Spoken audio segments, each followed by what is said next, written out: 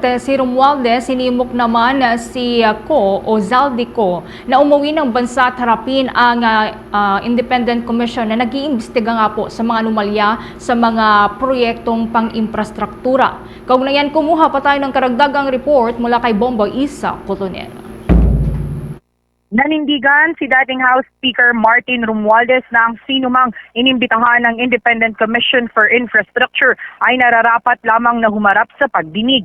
Kabilang na si dating Kongresista Zaldico na pinayuhang umuwi ng bansa upang personal na magbigay linaw sa mga isyong may kaugnayan sa mga maanomalyang flood control projects. Ayon kay Romualdez, inaasahan na lahat ng resource persons ay makikipagtulungan at haharap sa investigasyon upang makatulong sa paghahanap ng katotohanan sa likod ng naturang mga proyekto. Si Ko na dating chairperson ng House Committee on Appropriations ay isa sa mga nadadawit sa flood control scandal.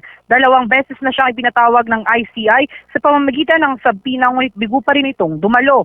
Dahil dito, pinag-aaralan na ng komisyon ang paghahain ng petisyon sa korte upang ipasight in contempt si Ko, hakbang na maaaring magresulta sa paglabas ng warrant of arrest laban sa kanya. Kaugnayang pakinggan natin ang naging tinig ni Leyte Representative Martin Romualdez nang siya ay humarap dito sa tanggapan ng Independent Commission for Infrastructure.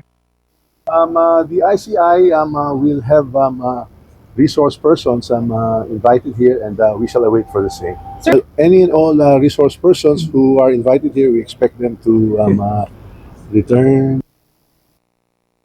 Samantala, ayon naman kay ICI spokesperson Attorney Brian Kit Hosaka, tinitignan na ng komisyon ang posibilidad na ipatawag din ang ilan sa mga taong binanggit ni Romualdez sa kanyang pagharap dito nga sa tanggapan ng ICI na posibleng may kinalaman sa proseso ng budget upang magbigay linaw din sa mga isyong kanilang iniimbestigahan. Kaugnay niyan, pakinggan natin ang tinig ni Independent Commission for Infrastructure spokesperson Brian Kit Hosaka.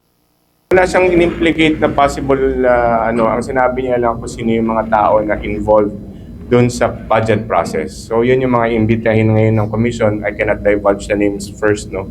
But we will inform you once we have.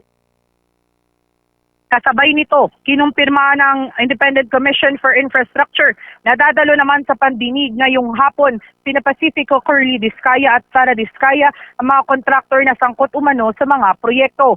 Gayunman, hindi makakadalo si dating Department of Public Works and Highways Undersecretary Roberto Bernaldo matapos itong ipaalam sa komisyon na siya ay may karamdaman at kasalukuyang nagpapagaling. Mula sa lungsod ng Taguig, ito si Bombo Isa Cotonel, and this is Bombo Radio Philippines, the number 1 and most trusted source of news and information.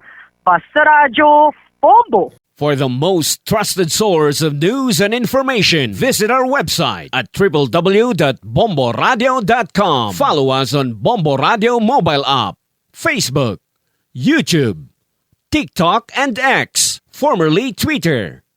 Like, share, and stay connected. Anytime, anywhere.